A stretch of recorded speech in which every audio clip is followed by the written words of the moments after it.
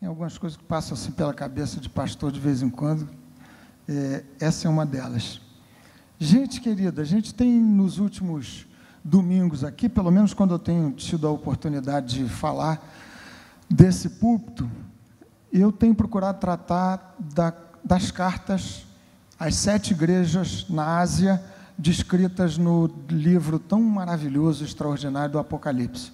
Hoje, entretanto, por conta desse dia tão especial, de que a gente não pode fugir, afinal de contas a gente está inserido numa cultura que trata especialmente desse domingo, segundo domingo do mês de maio, como sendo o Dia das Mães, dando uma turbinada especialíssima no comércio, mas a gente tem essa chance, essa oportunidade, aqui na igreja também, de dedicar um minutinho do nosso tempo, da nossa oração em favor das mães. Por conta disso, eu vou voltar a um texto sobre o qual já falei aqui tempos atrás, e que eu confesso a vocês, me comove profundamente. Eu espero que ele tenha no seu coração o mesmo efeito que tem tido no meu coração. É o texto da profecia de Isaías, capítulo 49, em que Deus, como aliás acontece em outros textos do Antigo Testamento, também no Novo Testamento, faz uma associação do amor de Deus com o amor de uma mãe. Na verdade, é uma comparação para dizer que o amor de Deus é muito mais sublime do que o sublime amor de uma mãe na direção do seu filho. Aqui vamos ler o texto de Isaías, capítulo 49, a partir do verso 14. Se você puder ajudar alguém ao seu lado sem Bíblia, então acompanhe dessa nossa tela aqui, à direita e à esquerda, o texto que é muito comovente. Penso que para o seu coração também vai ser. E eu vou procurar me limitar aqui a fazer 3, 4 destaques nesse texto, introdutoriamente a um momento de oração que nós vamos ter aqui com vocês, com toda a igreja, e logo em seguida, em particular, com as mães.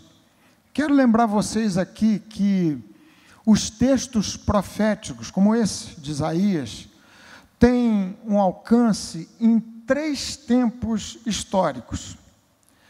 O primeiro tempo de alcance de uma profecia como essa que nós vamos ler agora, é o tempo do próprio profeta, que recebeu a palavra de Deus e a entregou. Significa dizer que há referências aqui históricas diretas àqueles dias. Isaías profetizou no reino de Judá durante o exercício de 3 reis, do rei Uzias até o rei Ezequias.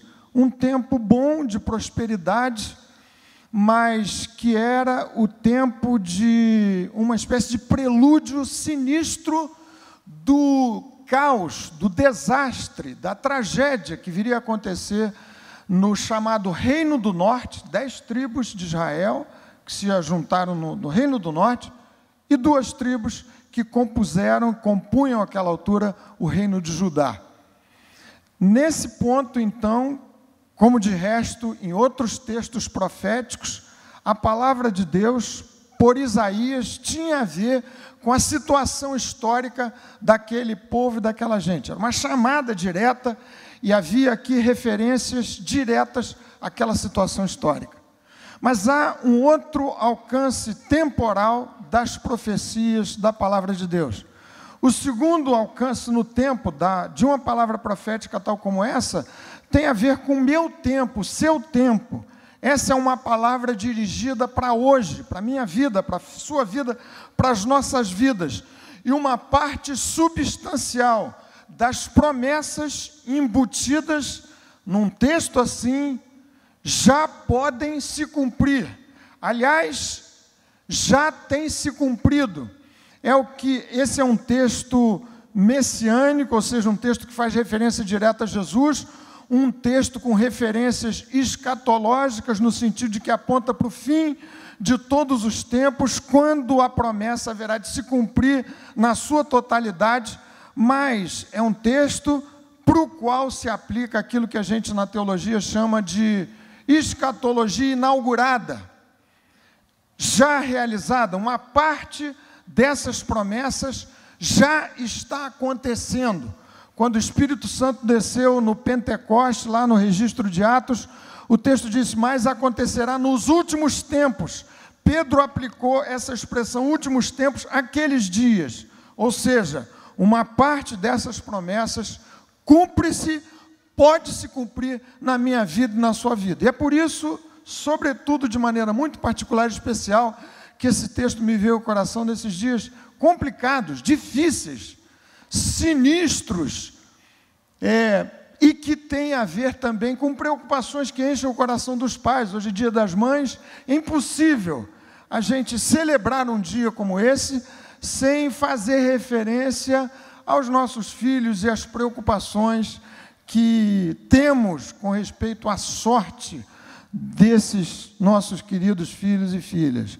Então, torno a dizer, lendo esse texto, aproprie-se dessas palavras de Deus, dessas promessas, como sendo uma possibilidade real de aplicação para a sua vida, para a minha vida, para as nossas vidas. E o terceiro tempo histórico é o tempo do fim, quando Cristo voltar para buscar a sua igreja, o seu povo, quando houver o arrebatamento, e assim estaremos para sempre com o Senhor, na descrição da Escritura, da Palavra de Deus. Então, de maneira ampla e completa, esse texto haverá de se cumprir quanto às suas promessas no tempo escatológico, no tempo do fim. Vamos ler então a partir do verso 14 em diante. E eu espero que você,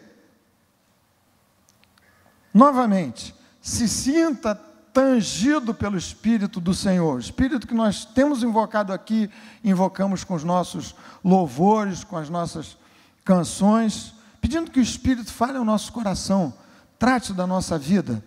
E nós vamos ler então o texto. Antes, entretanto, por favor, curve a sua cabeça, feche os seus olhos para a gente orar outra vez. Senhor bendito, Espírito Santo que inspirou essa infalível e tão maravilhosa, comovente palavra, rogamos que Tu nos fales, a mim, aos meus irmãos e irmãs, aos que nos visitam, de modo muito particular, que esse não seja um tempo ocioso, repetitivo, chato, vazio. Ó Deus, que Tu nos visites com uma intervenção do alto. O Deus que prometeu que haveria de estar entre nós, próprio Jesus. Nós nos reunimos em nome de Jesus, rogando que a Tua assistência não nos falte nessa hora, que Tu nos ajudes a vivermos aqui aquela gloriosa experiência de Jacó, reconhecendo que Deus estava naquele lugar e batizou aquele lugar tão especial de um encontro profundo com Deus de Betel, a casa de Deus. Que esse momento tão maravilhoso se repita aqui na singeleza desse encontro, dessa reunião, mas também na sua profundidade, em nome de Jesus. Amém. Verso 14. de Isaías capítulo 49. O texto diz assim: mas Sião diz, o Senhor me desamparou, o Senhor se esqueceu de mim. Acaso pode uma mulher esquecer-se do filho que ainda mama, de sorte que não se compadeça do filho do seu ventre? Mas ainda que esta viesse a se esquecer dele, eu todavia não me esquecerei de ti. Eis que nas palmas das minhas mãos te gravei. Os teus muros estão continuamente perante mim. Os teus filhos virão apressadamente, ao passo que os teus destruidores e os teus assoladores se retiram do teu meio. Levanta os olhos ao redor e olha. Todos estes que se ajuntam, vêm a ti. Tão certo como eu vivo, diz o Senhor, de todos estes te vestirás como de um ornamento, e deles te cingirás como noiva. Pois quanto aos teus lugares desertos e desolados, e a tua terra destruída, agora tu, ó Sião, certamente serás estreita demais para os moradores, e os que te devoravam estarão longe de ti. Até mesmo os teus filhos, que de ti foram tirados, dirão aos teus ouvidos: muito estreito é para mim este lugar, dá-me espaço em que eu habite. E dirás contigo mesma: quem me gerou estes? Pois eu estava desfilhada e estéril, em exílio e repelida. Certamente uma referência histórica àquele tempo do cativeiro, que aconteceu por 2 vezes, num intervalo de poucas décadas. Primeiro, Reino do Norte caindo sob domínio dos assírios, em seguida, o Reino do Sul caindo sob domínio de Nabucodonosor, povo exilado. Até mesmo os teus filhos que de ti foram tirados dirão aos teus ouvidos: muito estreito é para mim esse lugar, dá-me espaço em que eu habite. Uma referência ao que aconteceu algum tempo depois, quando Ciro, rei da Pérsia, determinou o retorno a Jerusalém e a Judá dos exilados. Verso 21, e dirás, verso 22, assim diz o Senhor Deus: eis que levantarei a mão para as nações, e ante os povos arvorarei a minha bandeira. Eles trarão os teus filhos nos braços, e as tuas filhas serão levadas sobre os ombros. Reis serão os teus aios, e rainhas as tuas amas. Diante de ti se inclinarão com o rosto em terra, e lamberão o pó dos teus pés. Saberás que eu sou o Senhor, e que os que esperam em mim não serão envergonhados. Essa é uma palavra de aplicação para hoje, para mim, para você, para quem quer que diante de Deus se apresente para ser seu filho, por esse processo bendito, maravilhoso, garantido pelo sangue que Jesus verteu na cruz do Calvário, sendo Ele mesmo o mediador de uma nova aliança, inserindo uns e outros, umas e outras, na condição tão peculiar, tão particular, de seus filhos. João, no seu evangelho, na sua primeira carta, declara: mas a todos quantos o receberam, deu-lhes o poder de serem feitos filhos de Deus, a saber, nos que creem no seu nome, no nome de Jesus. A esses se aplica essa maravilhosa palavra: saberás que eu sou o Senhor, e que os que esperam em mim não serão envergonhados. Amém. Um amém mais substancial, meus queridos irmãos e irmãs. Amém. Amém. Amém. Olha, gente, eu tenho falado aqui para vocês, somos uma igreja presbiteriana e a gente tem um orgulho enorme disso. Mas existe um fervor pentecostal que precisa ser incorporado à nossa solidez doutrinária. Esses dias alguém me passou um texto muito oportuno, falando de um grupo de crentes reformados carismáticos. E ao que me havia enviado esse artigo, eu disse: fulano, é o Marcos Simas. Falei: Marcos, essa é a igreja que a gente deseja ser, desde a sua origem. Igreja firme na doutrina, firme, mas não como a igreja de Éfeso, que era firme sem amor, que era firme sem calor, que era firme sem paixão, que era firme sem fogo. Disse para o querido Marcos Simas que o Espírito Santo me ajude a ser esse crente reformado carismático. Nós sejamos, em nome de Jesus, uma igreja que incorpore o melhor dos mundos, firmes na doutrina, sem tergiversação alguma, sem sermos tocados de um lado para outro por qualquer vento de doutrina, mas cheios do fogo do Espírito Santo, dos carismas, dos dons, da vida, da vibração, da ousadia, da santa agressividade dos nossos queridos irmãos pentecostais, que amam falar de Jesus, que se inquietam, que se incomodam quando percebem que alguém está caminhando na direção do inferno. Esse fogo, essa graça, essa bênção, essa paixão, a gente deseja trazer para o nosso coração. E é claro, alguns talvez sejam tão fleumáticos quanto eu. Desculpa aqui a digressão imensa, mas já falei para vocês que até assistindo o jogo do meu Flamengo, minha filha do meu lado diz: pai, você não vibra não? Eu disse, filho, eu estou aqui tenso, torcendo para esse time que se não perder, faz um gol, você fica paradão, porque eu estou tenso, estou nervoso. Então pode ser que seja o seu caso. Espero que você não esteja aqui tenso, nervoso. Mas que a nossa fleuma não seja sinônimo de falta de fervor na alma e no coração. A gente pula, faz uma série de coisas. Agora vem Copa do Mundo aí. Não vem, gente? Mesmo quem não gosta de futebol, vai se colocar diante daquela tela da TV. E se o Brasil fizer algum golzinho, ganhar alguns jogos assim, você vai dar o seu pulinho. Então, gente, do seu jeito, do nosso jeito presbiteriano, vamos botar um fogo pentecostal aqui, por favor. Amém. Tá certo. Obrigado. Dizem que os cultos pentecostais são um pouco mais assim, né? Você começa de um jeito, muda o caminho e assim vai, até que o dirigente do culto puxa o microfone para interromper essa conversa. Mas vamos lá em frente, nesse texto maravilhoso. É só para incentivar você a vibrar na sua alma, no seu coração. Vibra do seu jeitinho, eu sei. Não necessariamente coreografia significa vibração na alma. Mas vamos botar fogo na alma, na vida, no coração. Especialmente diante da palavra do Senhor. Eu preciso dizer amém. Amém. Saberás que eu sou o Senhor, e que os que esperam em mim não serão envergonhados. Verso 24, para você dizer vários améns. Tirar-se-ia a presa ao valente? Acaso os presos poderiam fugir ao tirano?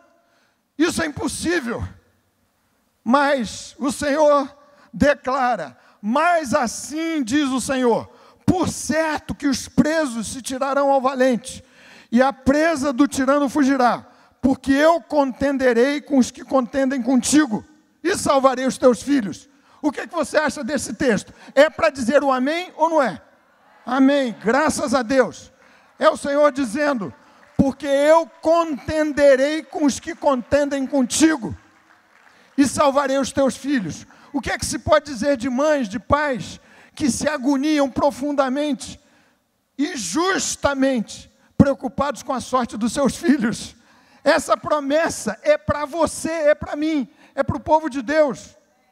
Verso 26. Sustentarei os teus opressores com sua própria carne e com o seu próprio sangue se embriagarão, como com vinho novo. Todo homem, aqui é referência à humanidade inteira, todo olho verá, diz a palavra do Senhor, até quantos o traspassaram na cruz. Todo homem saberá que eu sou o Senhor, o teu Salvador e o teu Redentor, o poderoso de Jacó. Amém. Gente amada, eu ouvi, comentei há pouquinho com o pastor Josué, faz certamente uns 20 anos. Eu li uma entrevista, alguma coisa assim, uma reportagem sobre um Papa João 23. E me chamou a atenção uma expressão que ele usou, que achei chocante, 20 anos atrás, ou alguma coisa assim. Ele disse, Deus é também nossa mãe. Eu peguei aquilo, formado no Seminário Presbiteriano do Sul, soa meio esquisito essa história. Sem querer discutir a teologia do Papa João 23, fato bíblico é que existe uma face maternal no amor de Deus. Isso é óbvio, porque afinal de contas, o amor mais sublime encontrado na mais excelente das mães é reflexo da graça de Deus. Pais e mães, criados à imagem e semelhança do Todo-Poderoso, de modo que qualquer expressão sublime, sobretudo uma expressão tão sublime quanto essa, tão excelente quanto essa, o amor maternal, tem que parecer-se com o amor de Deus. E as expressões metafóricas usadas na palavra do Senhor para tratar dessa faceta, dessa face, desse aspecto maternal do amor de Deus, são muito variadas. Acabamos de ler aqui um texto, verso 15. É o raciocínio do Senhor com o seu povo. Será que uma mãe seria capaz de se esquecer do filho que acabou de amamentar? Isso seria quase impossível. Mas diz o Senhor, o meu amor por meu povo, por meus filhos, é ainda superior, é ainda mais sublime, é ainda mais excelente, é ainda mais extraordinário. A palavra de Deus se refere ao aspecto de conforto, de aconchego, que se encontra no coração de Deus, nos braços de Deus, tal como filhos encontram no coração das suas mães. Pastor Josué hoje fez referência a um salmo que ele mesmo musicou, Salmo 131, acho que é versículo 5, que diz assim: como a criança se aquieta, se acalma, se aninha nos braços da sua mãe, tal é minha alma para contigo, Senhor, Deus dos exércitos. Palavra do Senhor usa metáforas assim. Por exemplo, o próprio Paulo, escrevendo aos Gálatas, ele diz: filhinhos, por quem de novo sinto dores de parto, até ser Cristo formado em vós. É Paulo falando das dores do parto que gerariam filhos do Evangelho. Pedro, escrevendo na sua primeira carta, no capítulo 2, ele fala do aleitamento espiritual. Novamente, metáfora indicativa desse aspecto do cuidado de Deus com seu amor, que é extraordinário, a ponto de envolver também, obviamente, o aspecto mais sublime que se poderia encontrar no amor maternal. Ele diz: desejai ardentemente, como crianças recém-nascidas, o genuíno leite, pelo qual vos seja dado crescimento para a salvação. E o que eu quero nessa noite destacar, para a gente orar em seguida, é que esse amor de Deus, que tem essa face maternal, das mais sublimes, as mães vão me entender, os filhos que amam, que amaram, que continuam amando suas mães, que foram objeto do seu especial cuidado, vão compreender que uma das facetas mais extraordinárias do amor de Deus, tal como a mãe, o amor das mães, é um amor que não pode, absolutamente não pode esquecer dos seus filhos. É esse o grande argumento, o argumento central desse texto. Acaso pode uma mãe se esquecer do filho que ainda mama, mesmo que esse absurdo aconteça, eventualmente em casos isolados acontece? Mesmo que isso aconteça, diz o Senhor, todavia eu não me esquecerei de ti. O que vocês acham dessa expressão do amor de Deus? A mim me parece mais do que comovente, é confortador demais, tempera minha alma, especialmente nas horas de escuridão, saber que estou envolvido por esse cuidado de Deus que não se esquece da minha vida, nunca. Alguns que não se esquecem dos outros, fruto do ressentimento, fruto das dívidas pregressas, pretéritas. Aliás, o mesmo Isaías, na sua profecia no capítulo 43, diz que Deus se esquece das nossas transgressões e dos nossos pecados não se lembra. Que coisa extraordinária! Esse é um Deus que decide deixar para trás os meus pecados, por conta do que Cristo fez na cruz por mim, pagou o débito inteiro, me transfere a justiça de Jesus, e Deus, o Pai Todo-Poderoso, se esquece das minhas falhas, me olhando pela justiça de Jesus. De outro lado, é um Deus que não se esquece jamais da minha vida. Você, filho, filha de Deus, o Todo-Poderoso, por meio de Jesus, não está esquecido nessa vida. Que coisa extraordinária! E diz o texto que nós acabamos de ler: eu gravei o teu nome nas palmas das minhas mãos. Deus, o Todo-Poderoso, tem o seu nome. Esse é um tratamento super individualizado, super pessoal. Deus não nos trata como uma grande congregação. O povo de Deus é você, sou eu, nome a nome, inscritos todos pelo sangue de Jesus. nas palmas das mãos do Todo-Poderoso. Ele não se esquece de nós, nunca. Acho que já lhe citei aqui, são tantos os quadros. Josué hoje mesmo lembrou de mães extraordinárias, mas eu lembro aqui de uma situação muito dramática, das mães da Praça de Maio. 40 mães que há 41 anos atrás, no auge de um regime de força ditatorial, colocado na Argentina, 1977, estado de sítio havia sido declarado por um regime ditatorial de força na Argentina, como de resto em outros países da América Latina, na mesma época, no mesmo tempo, e essas mães, cujos filhos haviam desaparecido nas mãos do regime do ditador Videla,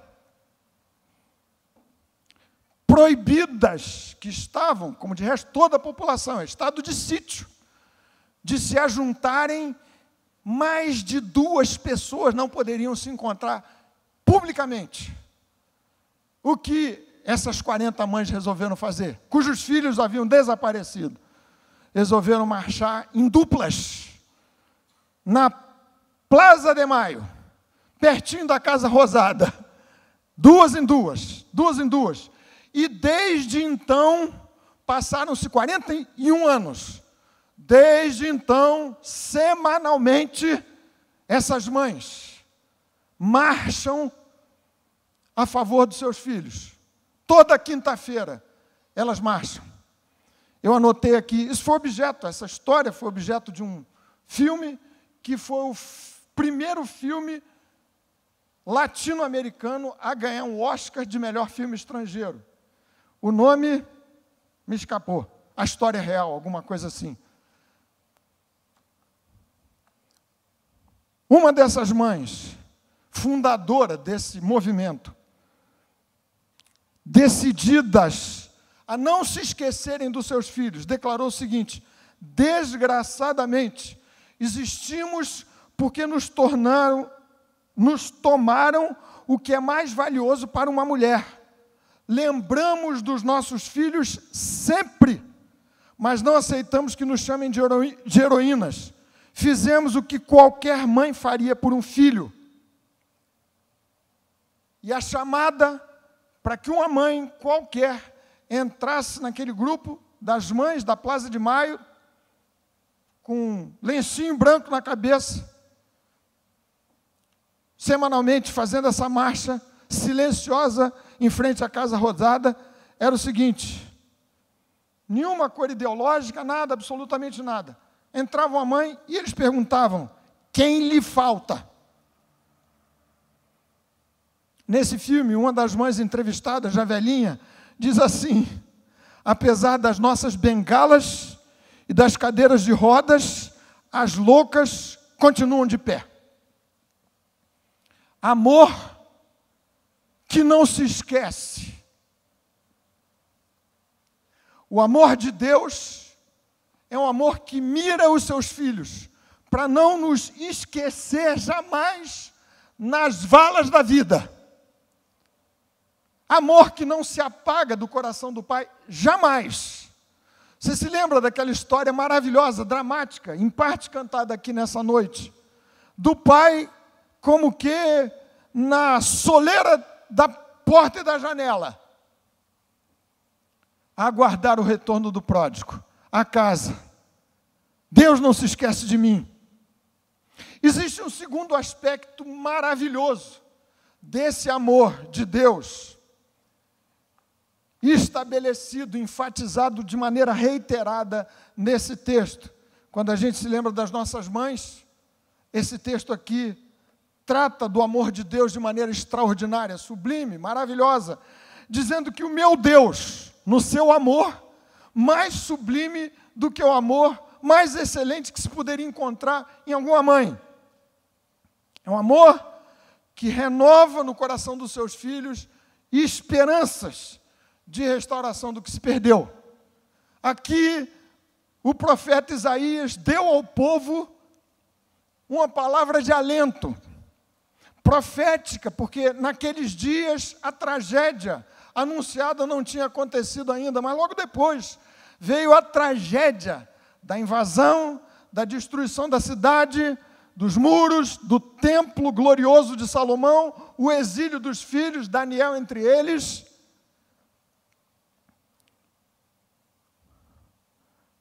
A palavra da profecia faz referência a um amor de Deus, que é um amor que instiga nos seus filhos doses, altas doses de esperança. Quanto à restauração do que se arruinou pelo pecado, aliás, esse desastre aqui tinha tudo a ver com os descaminhos do povo. Não era alguma situação sem causa. Mas Deus restaura e renova as esperanças no coração daquela gente. Se você for perceber o texto inteiro, aqui uma referência a por assim dizer, e dizendo da maneira mais respeitosa possível, um herói misterioso. Você começa a ler o capítulo 49 de Isaías, e há 3 personagens aqui. Nas linhas e nas entrelinhas começa a surgir um servo, um Redentor, o Messias, uma referência diretíssima a Jesus, que lá pelas tantas, verso 4, ele mesmo se pergunta, será que eu tenho trabalhado debalde em vão? E aqui Sião, referência a Israel, histórico, crise que bate no coração de uns e outros que andam com Jesus, a crise do desalento, da sensação de que o que se poderia ganhar da vida ficou para trás, no desperdício dos nossos próprios pecados, fraquezas, e de um mundo confuso, posto no maligno. A pergunta que o povo se faz é assim: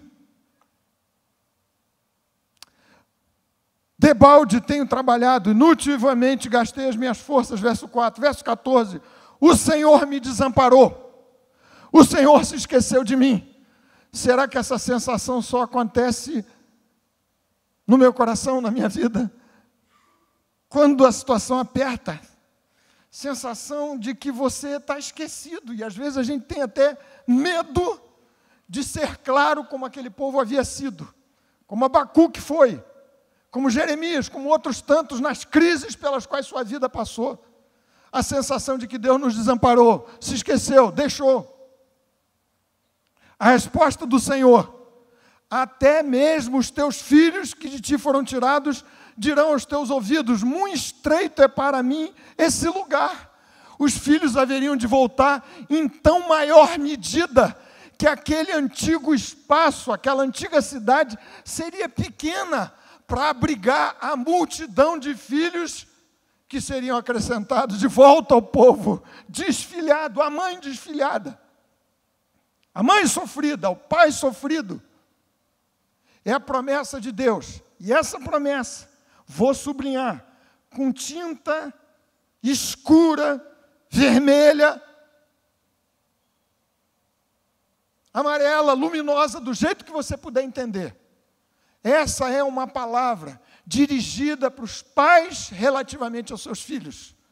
Se você é do Senhor, se você anda com Jesus, você precisa afirmar todos os dias, para o seu próprio coração, diante de Deus, diante de principados e potestades, diante dos céus e diante do inferno: os meus filhos são de Jesus. Gerei filhos para a glória e para a vida, e não para o inferno. A arca bendita da salvação haverá de abrigar os meus, foram gerados no Senhor. Deus, no seu amor, nesse aspecto especialíssimo e maternal do seu amor, restaura no coração do desalentado as esperanças perdidas. Se você for ler o texto aqui, há referências à restauração do ambiente, que era inabitável, tornou-se inabitável naqueles dias. E é por isso que nós temos orado aqui todos os dias. Alguém ora, algumas dezenas, e invariavelmente é uma oração nesse sentido, dizendo: Senhor, restaura ainda nessa geração as condições de vida nesse lugar, para que a solução não seja o Galeão, o aeroporto Tom Jobim, para os que podem evadir-se daqui desse lugar, procurando um lugar mais habitável. Nada contra quem pode, quem quer, quem vai a trabalho, ou seja o que for.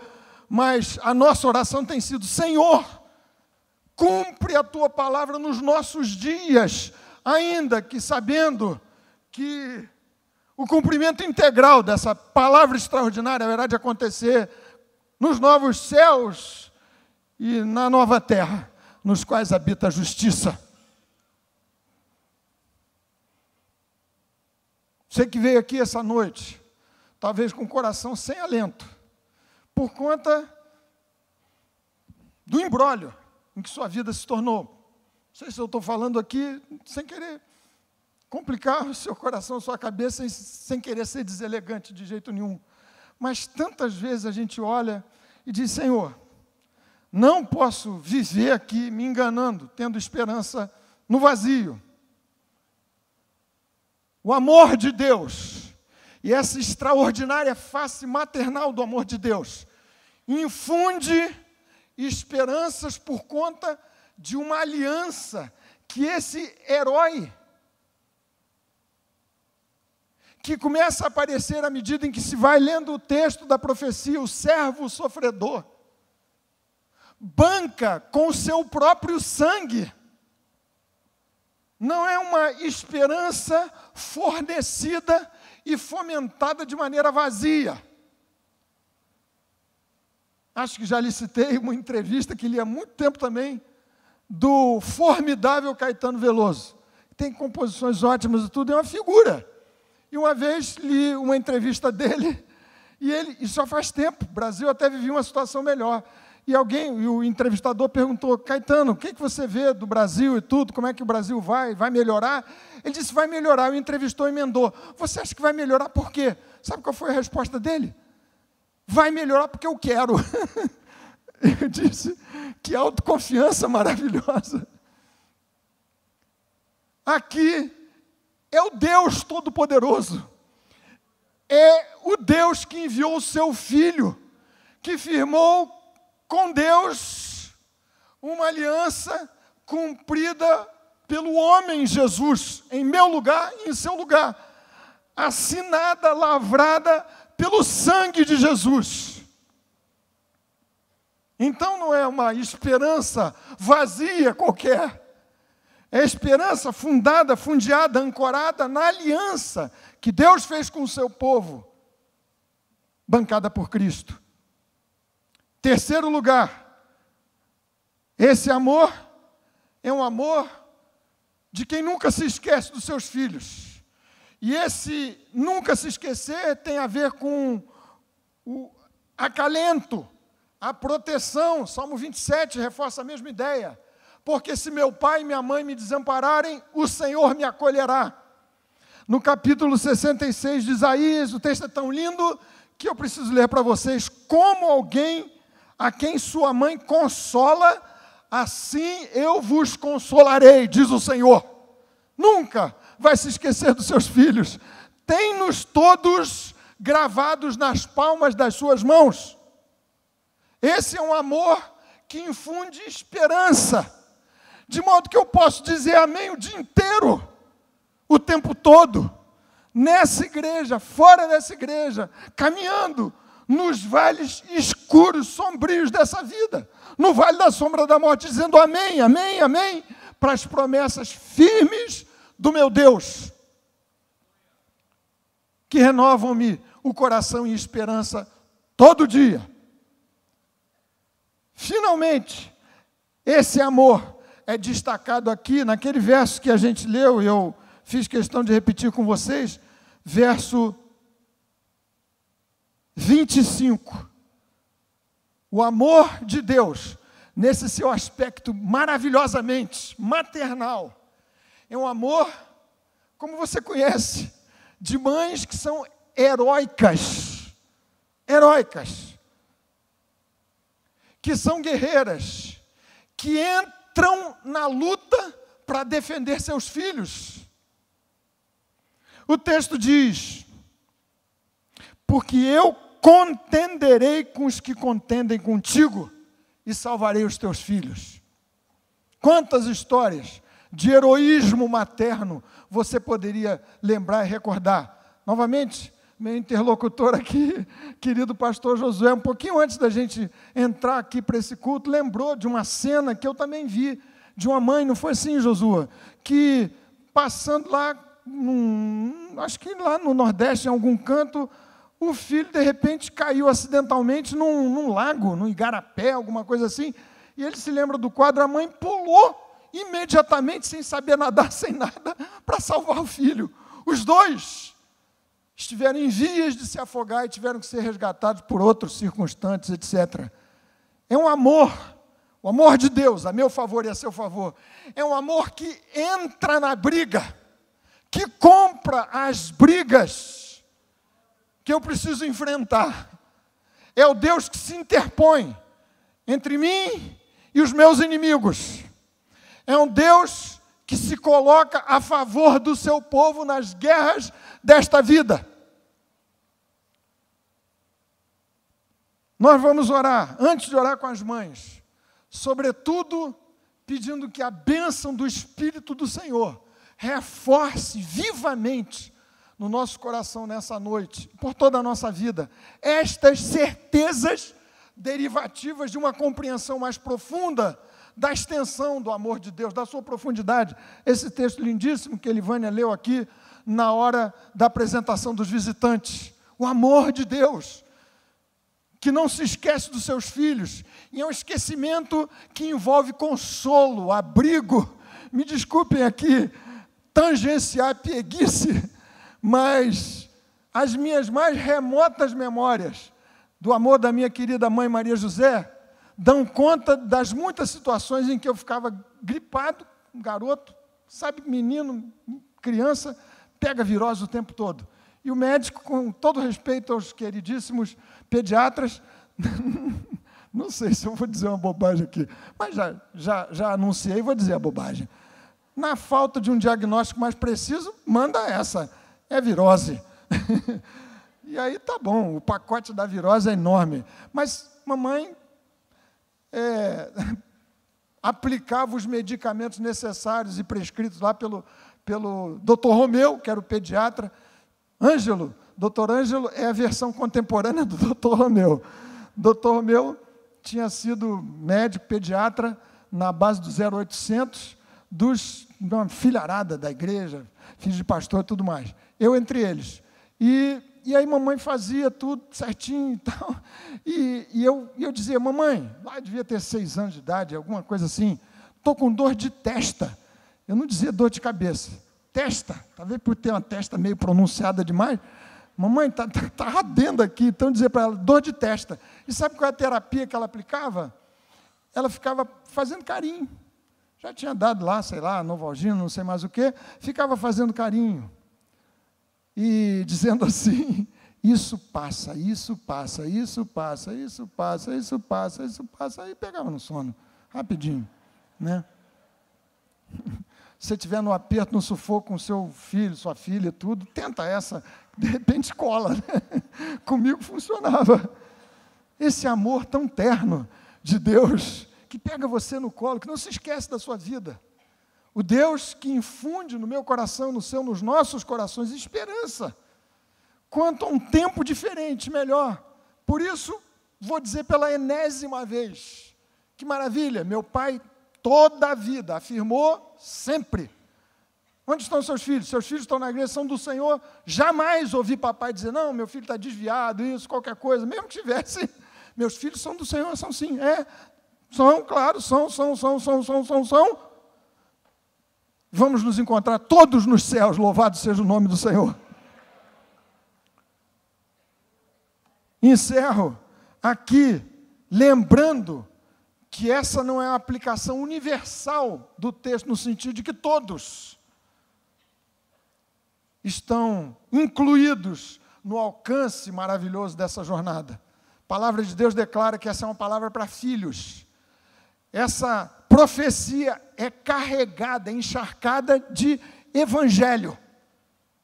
É a boca do Senhor dizendo, é a palavra do Senhor, é o evangelho de Jesus. É uma aliança, como já lhes disse anteriormente, bancada pelo sangue de Jesus.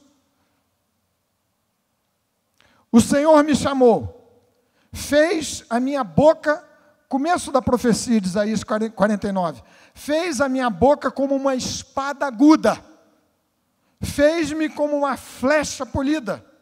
Te farei, diz o Senhor, mediador da aliança do povo para restaurares a terra.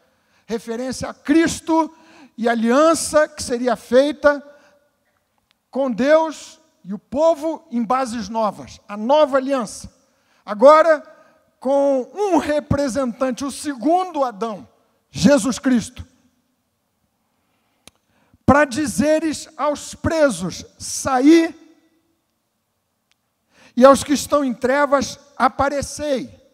Não terão fome nem sede, a calma nem o sol os afligirá. Porque o que deles se compadece os guiará e os conduzirá aos mananciais das águas. E no capítulo 50 da mesma profecia, o Senhor Deus me deu uma língua de eruditos, para que eu possa dizer, alcançado uma boa palavra. É Cristo, o erudito, cuja palavra promove a salvação. Me inclui nesse escopo bendito, extraordinário, dessa promessa. Seus filhos.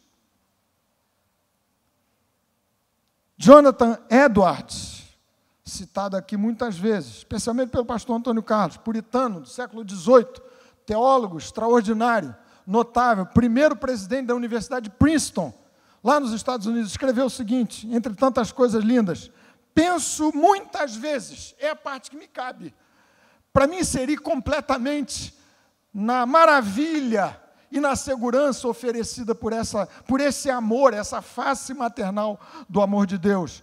Penso muitas vezes com a doçura, a saudade e os anelos de uma criancinha que se aposta de Cristo para ser levado por Ele através das selvas deste mundo.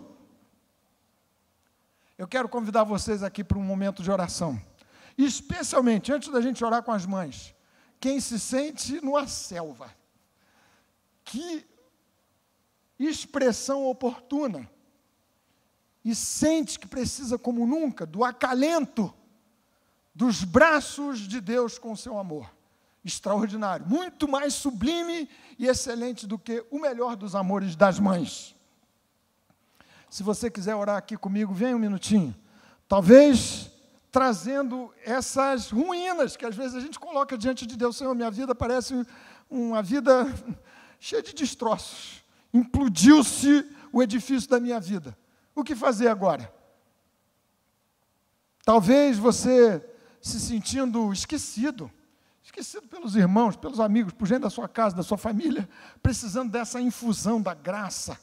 Talvez você se sentindo aflito pelo esgotamento das suas esperanças. É a palavra de Deus que diz também, a esperança que se adia faz o coração adoecer.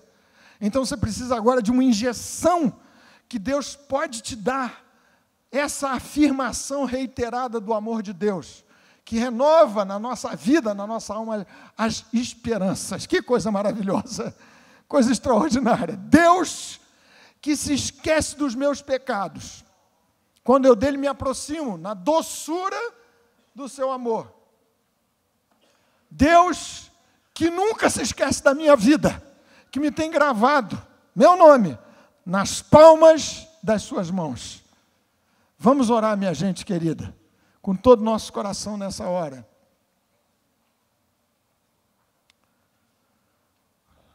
Você aí no seu cantinho, ouvindo até aqui, feche seus olhos, por favor. Curva a sua cabeça, vamos colocar o nosso coração diante do Senhor. Deus bendito, tua palavra é comovente mesmo. Quando pensamos na extensão do teu amor, na profundidade do teu amor, na qualidade desse amor, compreendemos que